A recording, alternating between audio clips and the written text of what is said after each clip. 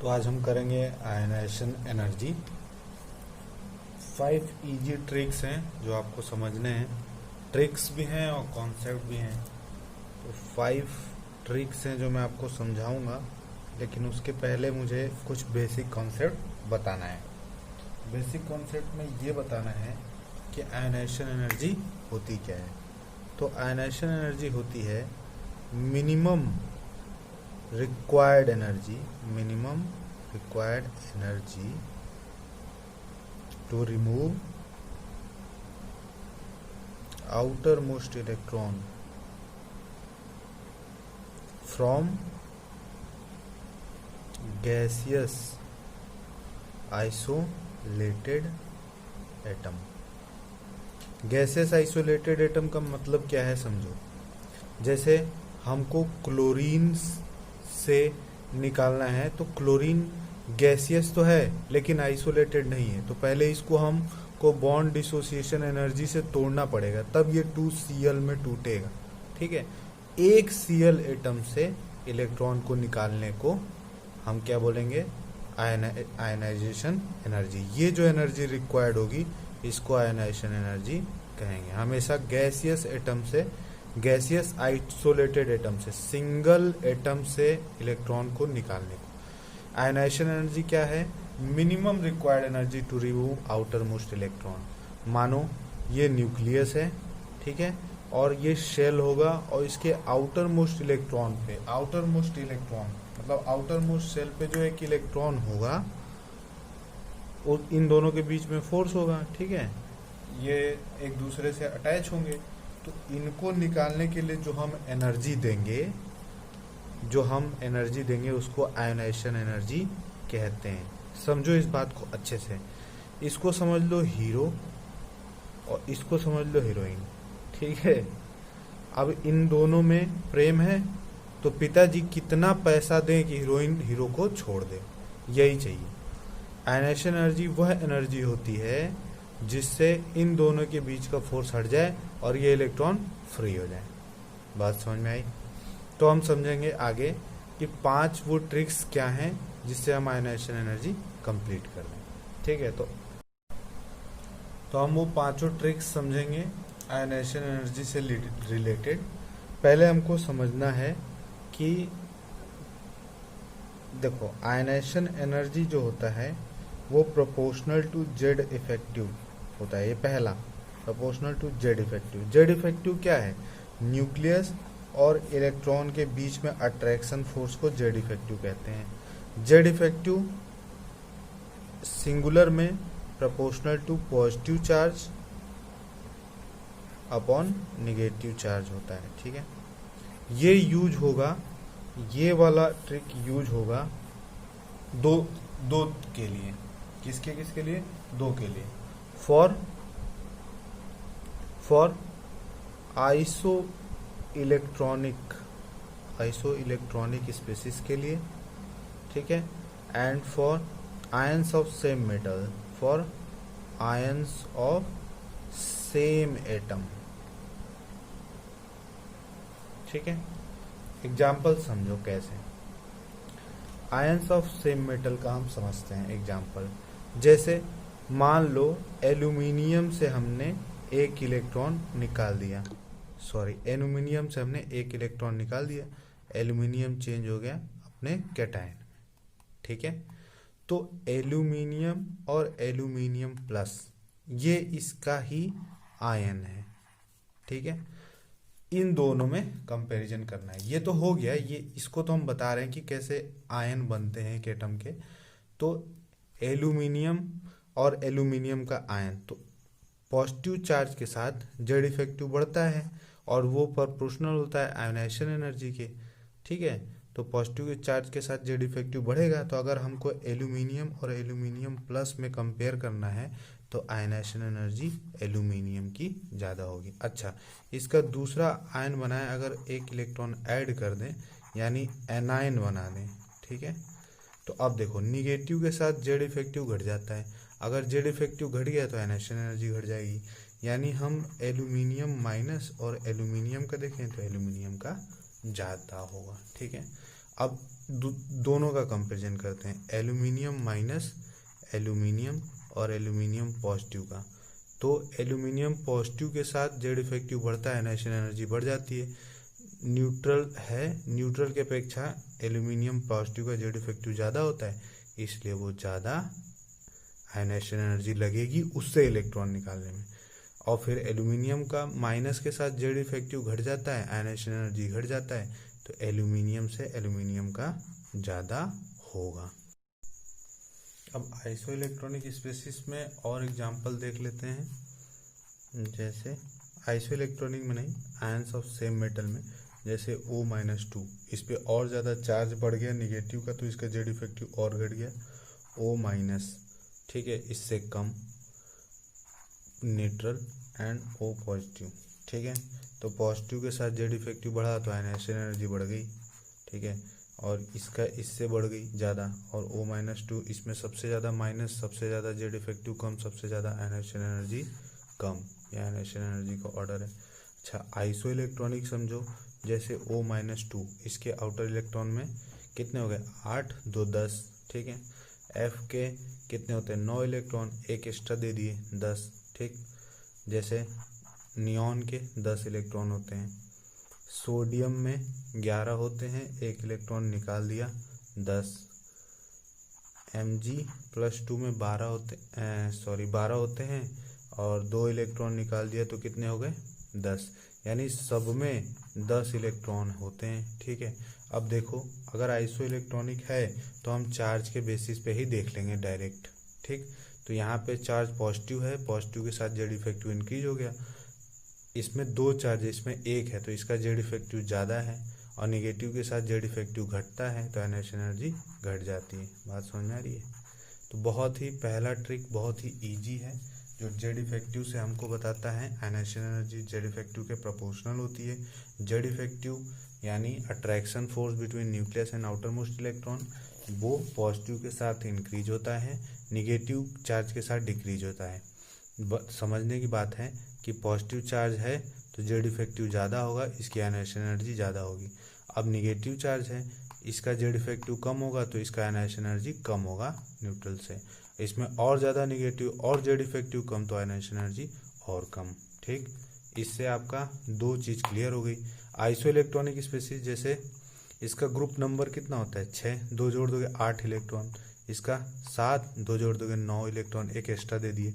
ये 10th group का होता है यानी 0 ग्रुप का, इसमें 10 इलेक्ट्रॉन होते हैं, इसमें 11, एक निकाल दिए 12, 2 निकाल दिए, सभी में 10 इलेक्ट्रॉन। तो ये आइसो इलेक्ट्रॉनिक स्पेसिस हैं। अब आइसो इलेक्ट्रॉनिक स्पेसिस में हमको जेड इफेक्टिव से देखना है, तो पॉजिटिव के साथ इंक्रीज, निगेटिव के साथ डिक्रीज हो जाता है जेड इफेक्टिव। सबसे ज़्यादा पॉजिटिव चार्ज यानी जेड इफेक्टिव सबसे ज़्यादा, यानी आयनाइजेशन एनर्जी सबसे ज़्यादा। फिर चलो, ये हो गया आइसो इलेक्ट्रॉनिक स्पेसिस का। अब हम करते हैं दूसरा। ट्रिक नंबर 2 में हम देखेंगे आयनाइजेशन एनर्जी, है ना। ट्रिक नंबर 2 में हम देखेंगे ionization energy in a group.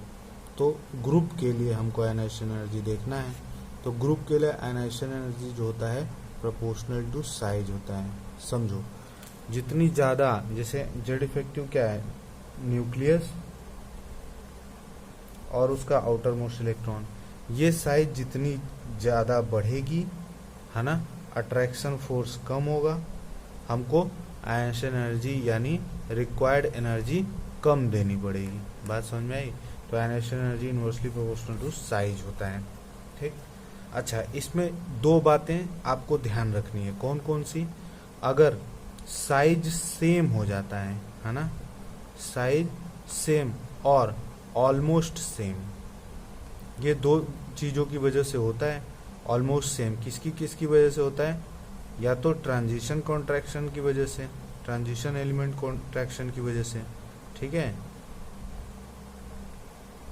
या लेंथेनॉइड कॉन्ट्रैक्शन की वजह से।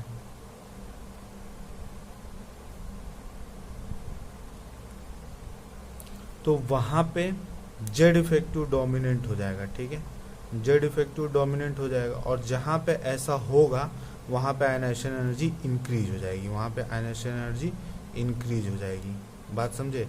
जहां साइज ऑलमोस्ट सेम हो जाएगी वहां पे आयनाइजेशन एनर्जी इंक्रीज हो जाएगी। तो साइज अगर इंक्रीज होगा यानी न्यूक्लियस से आउटर मोस्ट इलेक्ट्रॉन की दूरी अगर बढ़ेगी, डिस्टेंस बढ़ेगा, डिस्टेंस अगर इंक्रीज होगा तो अट्रैक्शन फोर्स डिक्रीज होगा। अट्रैक्शन फोर्स यानी प्यार कम होगा, प्यार कम होगा तो आराम से कम पैसे में यानी आयनाइजेशन एनर्जी भी कम देनी पड़ेगी, यानी पैसे भी कम देने पड़ेंगे प्यार को तोड़ने के लिए। ठीक है, तो उसका एग्जाम्पल देख लेते हैं, ये सेकंड नंबर के ट्रिक का। तो एग्जाम्पल देख लो, जैसे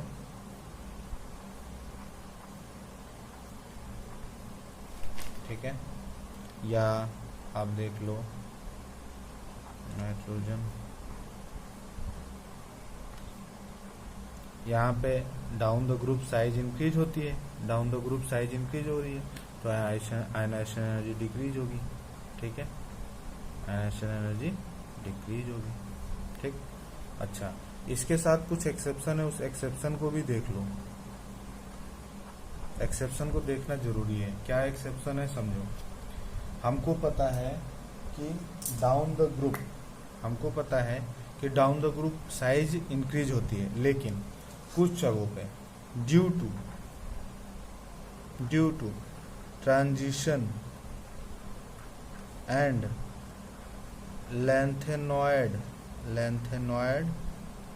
कॉन्ट्रैक्शन, है ना, साइज ऑलमोस्ट सेम हो जाती है। ठीक है, साइज ऑलमोस्ट सेम हो जाती है, तो वहाँ पे आपको आयनाइजेशन एनर्जी डिफाइन करना है जेड इफेक्टिव से, और वहाँ पे जेड इफेक्टिव ज़्यादा ही हो जाता है जहाँ साइज ऑलमोस्ट, तो हमको आयनाइजेशन एनर्जी बढ़ा देनी है। ठीक है, तो जेड इफेक्टिव डोमिनेंट होता है और जेड इफेक्टिव इंक्रीज होगा नीचे जाएंगे तो, जहाँ साइज सेम हो जाएगी वहाँ पे जेड इफेक्टिव ज़्यादा होगा, यानी हमको यहाँ पे सिंपली हमको ये नहीं लिखना चाहिए था, due to transition lanthanide contraction size almost same हो जाती है, वहाँ पे हमको सिंपली आयनाइजेशन एनर्जी को इंक्रीज कर देना है। ठीक है, इसका भी एग्जांपल मैं कराता हूँ। ठीक, एग्जांपल देखो, जैसे लिथियम हो गया,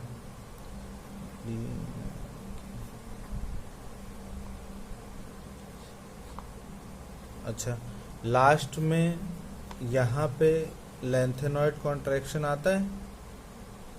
ठीक है, यहाँ पे लेंथेनॉइड कॉन्ट्रैक्शन आता है जहाँ साइज ऑलमोस्ट सेम हो जाती है, और यहाँ पे तो साइज इंक्रीज होती है ना, ये साइज का ऑर्डर है, साइज इंक्रीज होगा। अगर साइज इंक्रीज हो रहा है, यहाँ साइज ऑलमोस्ट सेम हो जा रही है, तो अब देखो ऑर्डर क्या होगा आयनाइजेशन एनर्जी का। ठीक है, तो यहाँ तक तो सब कुछ सही है, यहाँ तक तो सब कुछ सही है कि भैया साइज इंक्रीज हो रहा है तो आयनाइजेशन एनर्जी डिक्रीज होगा। ठीक है, यहाँ तक सही है, लेकिन यहाँ साइज ऑलमोस्ट सेम हो जा रही है।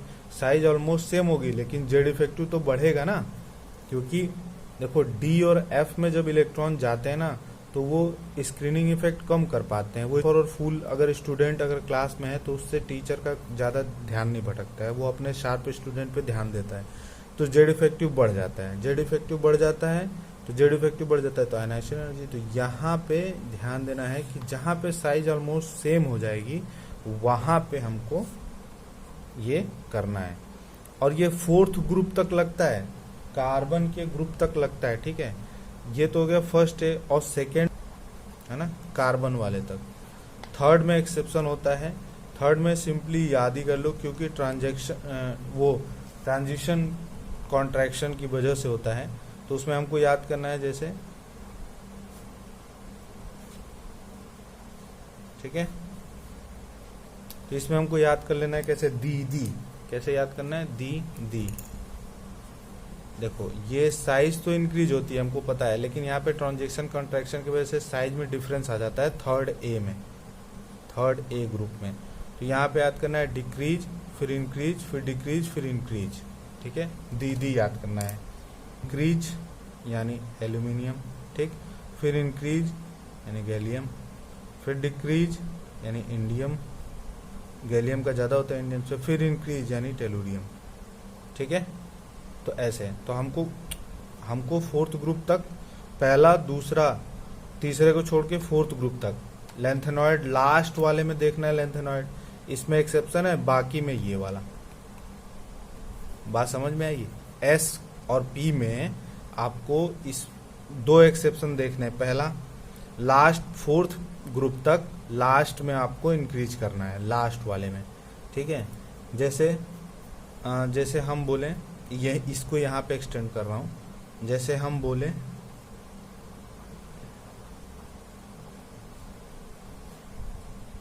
ठीक है, यहाँ तक तो ठीक है, लेकिन जहाँ पे आएगा रेडियम वहाँ पे देखो, तो यहाँ तक तो साइज इंक्रीज हुई तो डिक्रीज कर दो, ठीक है, आयनाइजेशन एनर्जी। लेकिन यहाँ पे लैंथेनॉइड कंट्रैक्शन हुआ तो यहाँ पे आयनाइजेशन एनर्जी इंक्रीज हो जाएगी। थर्ड में ये प्रोसेस करना है, फोर्थ में भी ये प्रोसेस करना है, लास्ट में, ठीक है, लास्ट में फोर्थ में करना है। चलो इसको भी करा देते हैं। Carbon, silicon, germanium, SN, PB, ठीक है।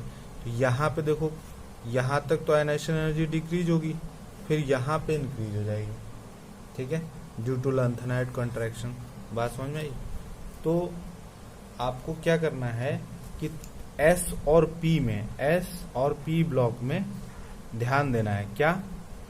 S और P ब्लॉक में यही एक्सेप्शन है। पहले तो साइज से देखना है सबके लिए हमको, लास्ट में अगर नहीं पूछता है तो साइज से देखना है। ट्रिक साइज का है, साइज अगर इंक्रीज होगी आयनाइजेशन एनर्जी डिक्रीज होगी, सिंपल। तो फर्स्ट और सेकेंड में तो आराम से हो जाएगा क्योंकि साइज डिक्रीज हुई। लास्ट में देखना है लैंथेनॉइड कॉन्ट्रैक्शन की वजह से साइज ऑलमोस्ट सेम हो जाती है, तो यहाँ पे इंक्रीज हो जाएगा, ठीक है। देखो डी ब्लॉक के लिए हमको देखना है, ठीक है। डी ब्लॉक के लिए अगर हम देखें तो डी ब्लॉक के लिए जैसे डाउन द ग्रुप आते हैं तो साइज तो इंक्रीज होता है, लेकिन लैंथेनॉइड और एक्टिनॉइड में साइज ऑलमोस्ट सेम हो जाता है। इसी तरह 3D से, मतलब डी ब्लॉक में ही 3D, 4D और 5D जब आते हैं 4D से 5D तो साइज ऑलमोस्ट सेम हो जाता है ड्यू टू लैंथेनॉइड कंट्रैक्शन, ठीक है। Due to lanthanoid contraction size almost same हो जाता है। तो यहाँ क्या करना है, आयनाइजेशन एनर्जी को इंक्रीज कर देना है। जैसे 3D है तो इसकी साइज 4D कंपाउंड से कम है और फिर इसकी साइज 5D के बराबर हो गई, ठीक। तो आयनाइजेशन एनर्जी हमको पता है, ट्रिक में हमने समझा है कि आयनाइजेशन एनर्जी प्रोपोर्शनल टू क्या होता है, साइज, ठीक। तो यहाँ पे आयनाइजेशन एनर्जी 3D कंपाउंड की ज्यादा होगी 4D से और 5D कंपाउंड की ज्यादा होगी 4D से, ठीक है। 5D कंपाउंड की ज्यादा होगी 4D से, क्यों? क्योंकि साइज ऑलमोस्ट सेम हो गया। उसी तरह इसका देख लो, ये पहला ग्रुप है SCYLA, यहाँ तक तो साइज इंक्रीज हो रही है तो यहाँ पे आयनाइजेशन एनर्जी डिक्रीज होगी, ठीक है। और फिर लैंथेनॉइड एक्टिनॉइड में साइज ऑलमोस्ट सेम हो जा रही है तो साइज आयनाइजेशन एनर्जी इंक्रीज हो जाएगी। बात समझ में आई? अच्छा, इसका एक्सेप्शन है, याद कर लो कौन कौन है ग्रुप सा, कौन कौन सा ग्रुप है, याद कर लो एक्सेप्शन। पहला तो ये मैंने पढ़ा दिया पहले ग्रुप का डी ब्लॉक में, और ये बाकियों का, ठीक है, ये बाकी का है। एक्सेप्शन में जो है वो याद कर लो, जैसे टाइटोनियम, जिरकोनियम, हाफनियम, है ना, vanadium, niobium, tantalum, chromium, molybdenum, tungsten, nickel, PD, PT। इसमें down the group ionization energy increase होती है, down the group ionization energy increase होती है, ये एक्सेप्शन है, ठीक है। इसका एक जगह याद कर लेना है आपको, down the group ionization energy increase हो जाती है, ये आयनाइजेशन एनर्जी का ऑर्डर है। फिर से समझाऊं, देखो डी ब्लॉक में के जो कंपाउंड है, जैसे देखो 3D का कौन कंपाउंड है, C, टाइटोनियम, वेनेडियम, क्रोमियम, मैग्नीज, तो इसके नीचे सारे कंपाउंड है 4D 5D, फिर है ना। तो 3D के बाद 4D 5D, तो उसमें क्या होता है कि लास्ट में लैंथेनॉइड कॉन्ट्रैक्शन से साइज ऑलमोस्ट सेम हो जाता है, तो वहां के लिए अच्छा इसका एग्जांपल देख लेते हैं, ठीक है। तो कौन कौन से ग्रुप हैं, ग्रुप नंबर अगर देखा जाए, 4th ग्रुप, 5th, 6th और 10th, ठीक है। 4, 5, 6, 10th एक्सेप्शन है, बाकियों का देख लो, जैसे ZN, CD, HG, ठीक है, या कॉपर AG, AU में देख लो। नॉर्मल इसका एग्जांपल मैं करा रहा हूँ इस वाले का, ठीक है, ये एक्सेप्शन नहीं है। इसमें देखो यहाँ तक तो साइज साइज यहाँ तक तो इंक्रीज हो रही है, ठीक, साइज इंक्रीज हो रही है यहाँ तक, फिर यहाँ पे ऑलमोस्ट सेम हो जा रही है। तो यहाँ पे आयनाइजेशन एनर्जी इसके लिए क्या होगा, Zn का ज़्यादा होगा CD से, ठीक है, और फिर Hg का ज़्यादा होगा CD से, ठीक है, और फिर कॉपर का ज़्यादा होगा Ag से, और फिर Au का ज़्यादा होगा Hg से। तो साइज जहाँ पे सेम होता है वहाँ पे आयनाइजेशन एनर्जी को बढ़ा देना है। एक्सेप्शन कौन है, 4th 5th 6th 10th group, यहाँ पे down the group ionization energy increase हो जाती है। इसके लिए आयनाइजेशन एनर्जी ये है, कोई सा भी पकड़ लो, इसमें टाइटोनियम, वेनेडियम, Cr और निकिल Pd वाला तो हो गया, पहले ग्रुप का ये हो गया, या आयनाइजेशन एनर्जी का ऑर्डर ये हो गया, ठीक है, पहले वाले का ये ऑर्डर हो गया, और बाकी का ये एक्सेप्शन वाला ये, और देखो मैग्नीज का कर देते हैं, ठीक है, मैग्नीज का एक और एग्जांपल ले लो। तो मान लो MnTc मन तक रे। अच्छा अब देखो यहाँ पे साइज जब डाउन द ग्रुप आएंगे तो साइज तो इंक्रीज होगी, यहाँ पे ऑलमोस्ट सेम हो जाएगी। तो यहाँ पर पहले आयनाइजेशन एनर्जी डिक्रीज होती है, फिर यहाँ पे इंक्रीज हो जाती है। बात समझे? तो सबके लिए आपको ऐसे याद करना है, इसके लिए यहाँ पे जहाँ साइज ऑलमोस्ट सेम होती है वहां बढ़ाना है, और इसके लिए एक्सेप्शन है, ये डी ब्लॉक के लिए। एफ ब्लॉक के लिए C से Lu तक आयनाइजेशन एनर्जी इंक्रीज होती है।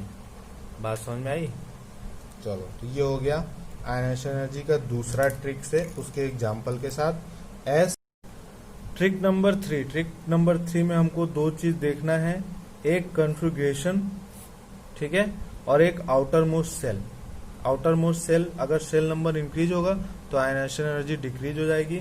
कुछ एक्सेप्शन है, उसको देखना है आपको। एक्सेप्शन नंबर 1 क्या है? Exception number 1, Np3 is more stable then Np4, ठीक है, मतलब Np3 की आयनाइजेशन एनर्जी ज्यादा होती है। क्यों भैया? क्योंकि ये हाफ फील्ड स्टेबलाइज है। क्या है? Half filled stable, half filled stabilize है, ठीक है, स्टेबलाइज। और दूसरा है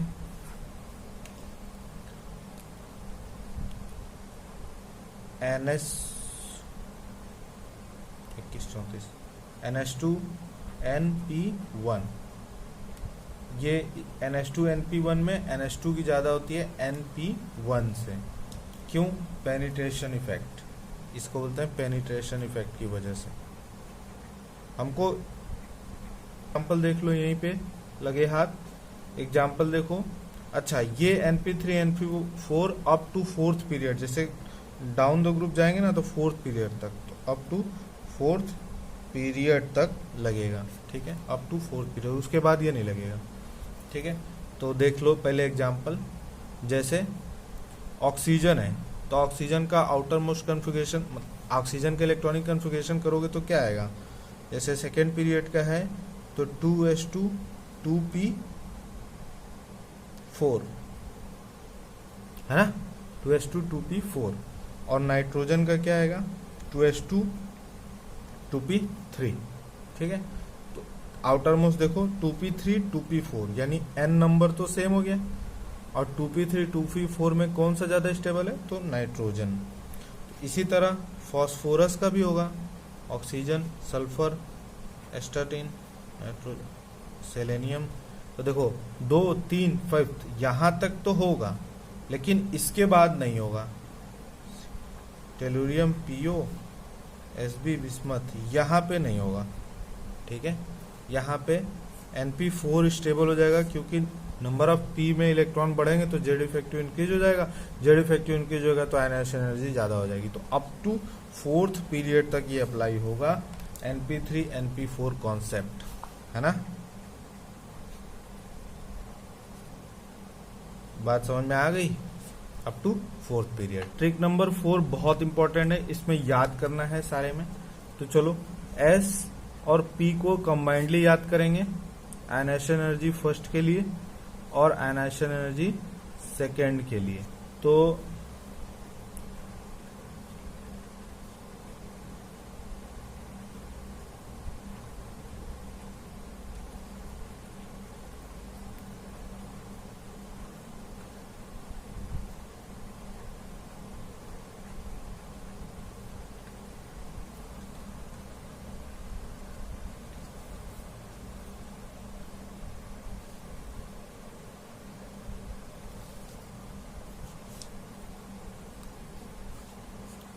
ये ऑर्डर है आयनाइजेशन एनर्जी फर्स्ट के लिए और आयनाइजेशन एनर्जी सेकंड के लिए।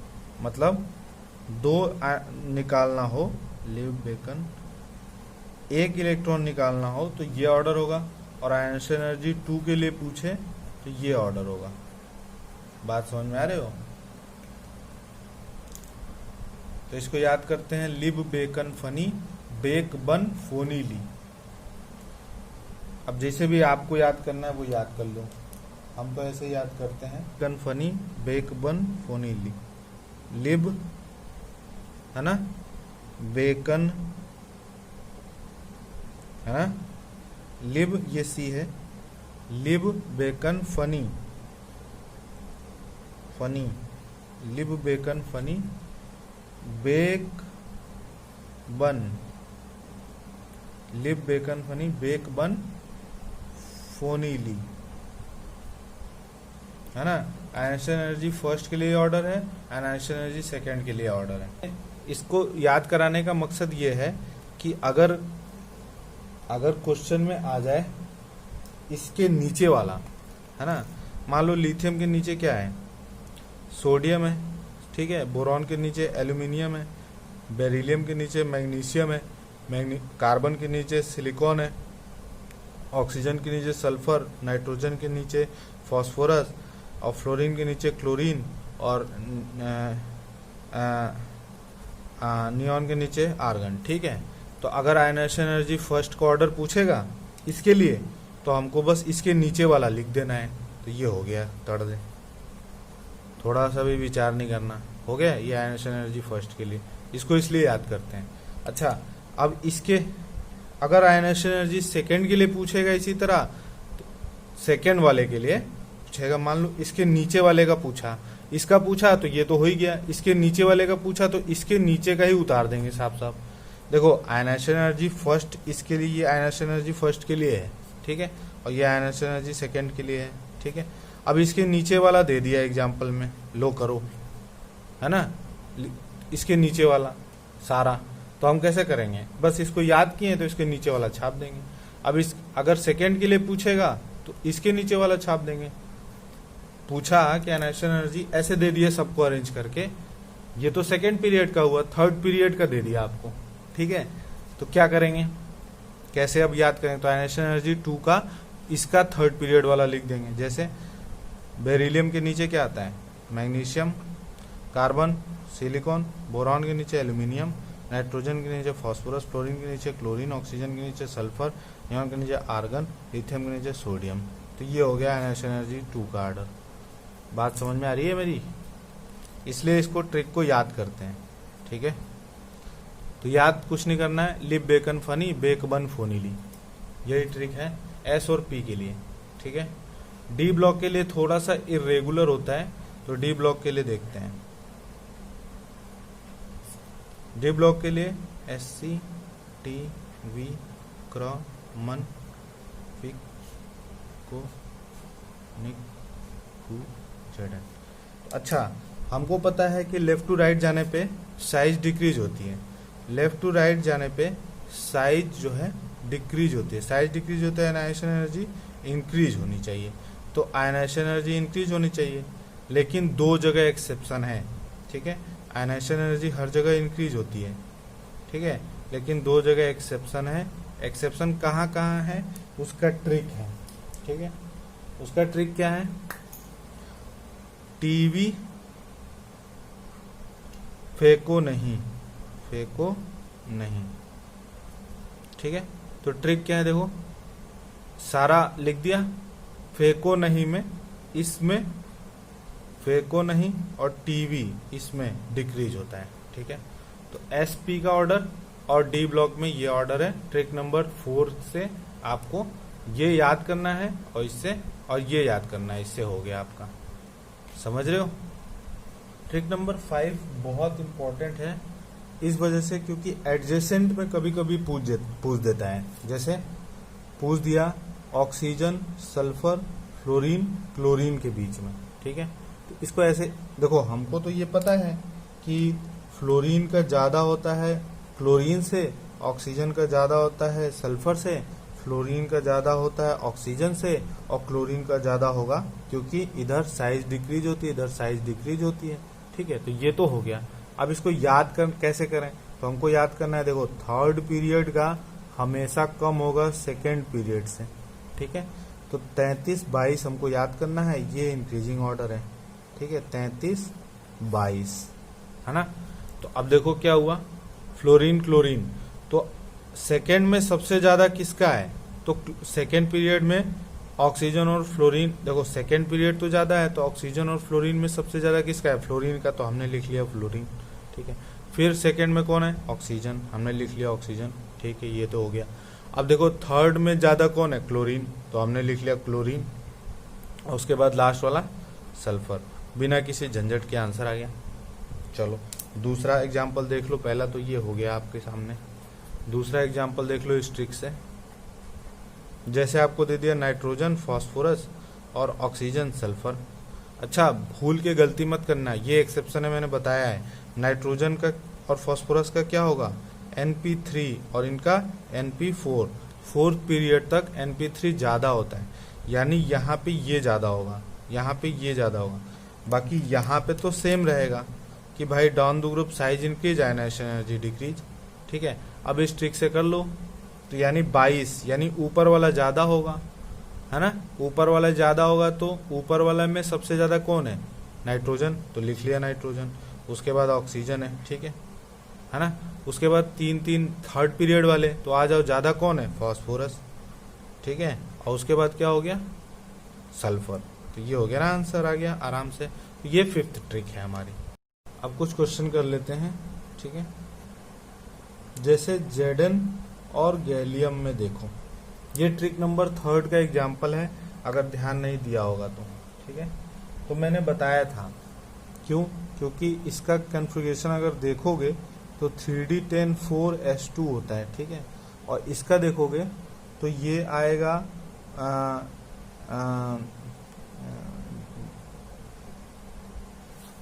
हाँ, ठीक है, गैलियम सेकेंड थर्ड फोर्थ, यानी इसका 4s2 4p1, ठीक है, ये आएगा कॉन्फ़िगरेशन। हमको पता है, हमने एक एक्सेप्शन पढ़ा था NH2NP1 में NH2 का ज्यादा होता है, क्या? पेनिट्रेशन इफेक्ट पढ़ा था ना। तो यहाँ पे आयनाइजेशन एनर्जी Zn की ज्यादा होगी, ठीक है। अच्छा, उसी ट्रिक नंबर 3 का एक और एग्जांपल है बेरिलियम और बोरॉन में। देखो कैसे। बेरिलियम का क्या कॉन्फ़िगरेशन होता है? NH2, और इसका हमने पढ़ लिया NS1, देखे NP1, ठीक है, NP1। तो NH2 मतलब बेरिलियम का देखो 4 इलेक्ट्रॉन होते हैं ना, तो 1s2 2s2 कॉन्फ़िगरेशन होगा। और इसका देखो 5 इलेक्ट्रॉन होते हैं, तो 1s2 2s2 2p1 होगा कॉन्फ़िगरेशन। यानी आउटर मोस्ट से कंपेयर करते हैं, तो यानी NH2 same number of period number है ना, NH2 NP1 में हमको पता है पेनिट्रेशन इफेक्ट, तो बेरिलियम का बोरॉन से ज्यादा होगा, ठीक। ट्रिक्स के रिवीजन में करना है हमको 5 ट्रिक्स से हम आयनाइजेशन एनर्जी कंप्लीट करेंगे। पहला ट्रिक है ionization energy proportional to Z effective, है ना। Ionization energy proportional to Z effective. Z effective क्या होता है? पॉजिटिव के साथ जेड इफेक्टिव इंक्रीज होता है, निगेटिव ऑक्सीडेशन स्टेट के साथ जेड इफेक्टिव डिक्रीज होता है, ठीक है। ये ट्रिक हमको अप्लाई करना है फॉर आइसो इलेक्ट्रॉनिक स्पेसिस, जैसे O-2 में 10 इलेक्ट्रॉन, सारे 10 इलेक्ट्रॉन आइसो इलेक्ट्रॉनिक स्पेसिस है।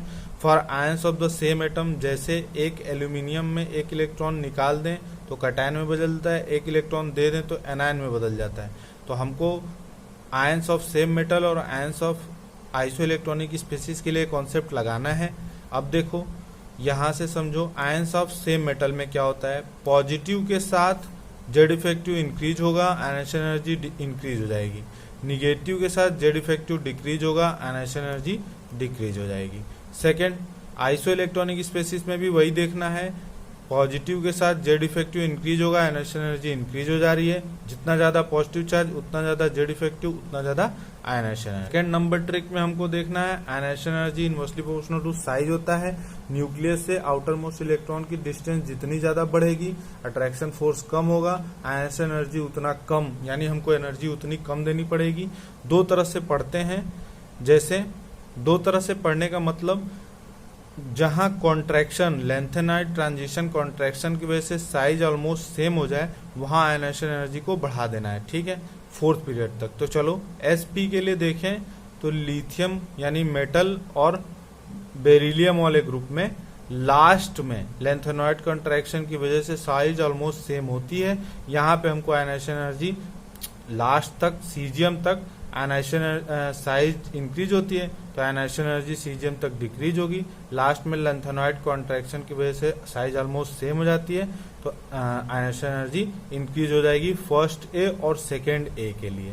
थर्ड के लिए एक्सेप्शन है, क्योंकि ट्रांजिशन कॉन्ट्रैक्शन होता है, तो वहां पे हमको एक ट्रिक याद करनी है, दी यानी डिक्रीज इंक्रीज डिक्रीज इंक्रीज, ठीक है। फोर्थ के लिए फिर फर्स्ट सेकेंड फोर्थ के लिए सेम है, down the group size increase होती है, लेकिन लास्ट में जहां लेड और टीन के बीच में साइज ऑलमोस्ट सेम होती है, वहां पे हमको आयनेशन एनर्जी को इंक्रीज करना है। फोर्थ पीरियड तक लेंथेनाइड कॉन्ट्रैक्शन लगता है, उसके बाद साइज ऑलमोस्ट नीचे तक इंक्रीज होती है, तो आयनेशन एनर्जी डिक्रीज हो जाएगी, ठीक है। अच्छा, ये एस और पी के लिए था। देखेंगे डी के लिए क्या होता है। फर्स्ट ग्रुप की बात करें तो लेंथेनाइड तक साइज इंक्रीज होती है ना। उसके बाद कॉन्ट्रैक्शन की वजह से एफ इलेक्ट्रॉन आने की वजह से साइज ऑलमोस्ट सेम हो जाती है, तो वहां पे हमको आयनेशन एनर्जी को इंक्रीज कर देना है इन टर्म्स ऑफ साइज, क्योंकि साइज ऑलमोस्ट सेम, वहां पे आयनेशन एनर्जी इंक्रीज हो जाएगी। और जहां साइज इंक्रीज हो रही है वहां आयनेशन एनर्जी डिक्रीज होगी। जैसे इसका यहाँ पे देख लीजिए, इसका यहाँ पे देखिए, SCYLA तक साइज इंक्रीज हो रही है, आयनेशन एनर्जी डिक्रीज हुई, और जहां साइज ऑलमोस्ट सेम हो गई वहां पे आयनेशन एनर्जी हमने बढ़ा दिया। बाकी ग्रुप के लिए 3D ग्रुप, 3D सीरीज, मतलब ये 3D हो गया, इसके नीचे Y के ग्रुप वाले वो 4D सीरीज, और फिर लेंथेनॉइड के बाद वाले वो 5D सीरीज। तो वहां पे क्या हुआ, 3D और 4D में साइज तो इंक्रीज हुआ, लास्ट में साइज ऑलमोस्ट सेम हो गई ड्यू टू लेंथेनॉइड कॉन्ट्रैक्शन। तो जहां पे कॉन्ट्रैक्शन की वजह से साइज ऑलमोस्ट सेम हुई, वहां पे हमको आयनेशन एनर्जी को बढ़ा देना है। तो 3D 4D में साइज इंक्रीज हो गई तो आयनेशन एनर्जी डिक्रीज होगा। 45 में 5D में साइज ऑलमोस्ट सेम हो गई, तो वहां पे आयनेशन एनर्जी इंक्रीज होगा, ठीक है। ये सबके लिए होगा, जैसे ZnCg Hg में ये ऑर्डर हो गया, कॉपर AgAu में ये ऑर्डर हो गया। एक्सेप्शन 4, 5, 6, 10 है, titanium, zirconium, hafnium, vanadium, niobium, tantalum, chromium, molybdenum, tungsten, nickel, PD, PT में down the group size increase हो, down the group ionization energy increase होगी। ये डी ब्लॉक के लिए हो गया। एफ ब्लॉक में सेलेनियम टू Lu तक जाएंगे, आयनेशन एनर्जी इंक्रीज होगा, कोई एक्सेप्शन नहीं है। ट्रिक नंबर थर्ड में हमको देखना है कॉन्फ़िगरेशन और शेल अगर इंक्रीज होगी तो आयनेशन एनर्जी डिक्रीज होगी। दो एक्सेप्शन है इसमें, NP3 NP4 up to fourth period तक।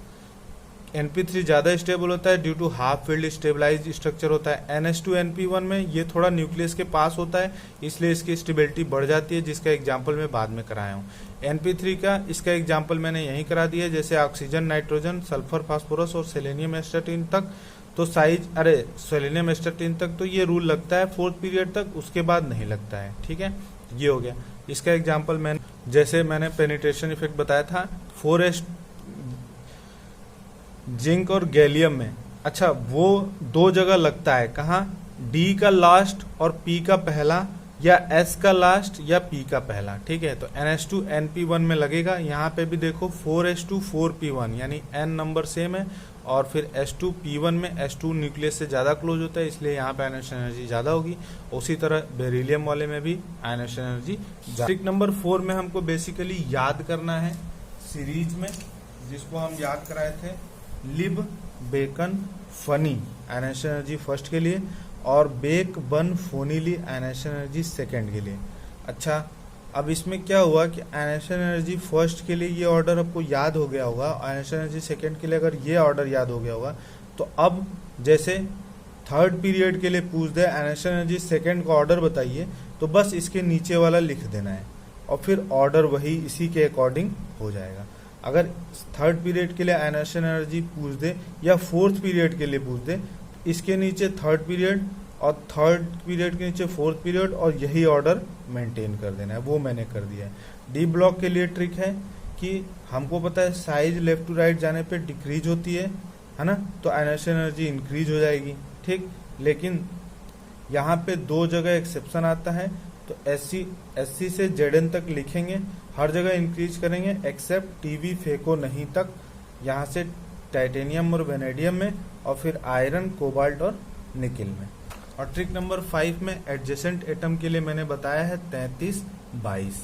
33-22 मतलब जैसे ऑक्सीजन, फ्लोरीन और सल्फर और क्लोरीन, और फिर हमको पता नहीं लगेगा कि कैसे अरेंज करना है, तो आप समझ लीजिए कि फ्लोरीन का ऑक्सीजन से ज्यादा होता है और एस का क्लोरीन से ज्यादा होता है। चूंकि साइज इंक्रीज हो गई तो यहाँ पे आयनेशन एनर्जी डिक्रीज हो गई, तो सेकेंड का थर्ड से तो ज्यादा होता है, तो बस सेकेंड का लिख दिया, और जो सबसे ज्यादा होता है, जो सबसे कम होता है, उसको यहाँ लिख दिया। ये एग्जाम्पल है। अच्छा, बाकी क्वेश्चन में इलेक्ट्रॉन एफिनिटी जब करा दूंगा, उसके बाद इलेक्ट्रॉन एफिनिटी जस्ट इसके बाद आएगी वीडियो, उसके बाद मैं दोनों का कंबाइन करा दूंगा। ये पूरा है, लास्ट में अगर इस सारे ट्रिक को आपने पढ़ लिया तो पूरी आयनेशन एनर्जी और इलेक्ट्रॉन एफिनिटी से रिलेटेड कोई क्वेश्चन गलत नहीं होगा, ठीक है। Thank you.